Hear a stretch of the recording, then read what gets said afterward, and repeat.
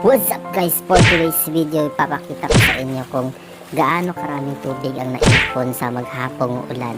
So by the way guys, ako pala ngayon ay nasa Barangay Binuligan, Kidapawan City. So ngayon papakita ko sa inyo kung gaano karami yung tubig na ipon mula sa maghapong ulan. So yung ulan kanina guys is nagsimula siya ng mga I think mga alas 4 ng hapon. So itong video na ito ay kuha ko mga 7 PM na siya ng hapon.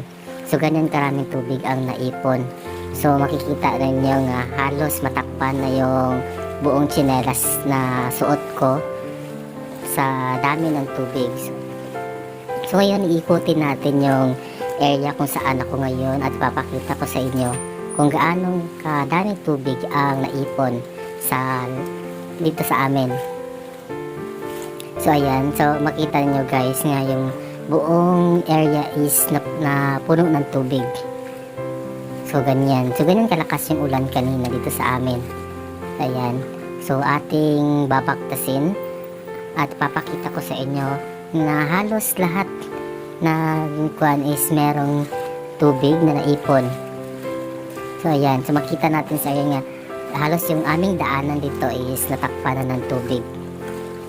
So ayan, papakita natin. Ayan.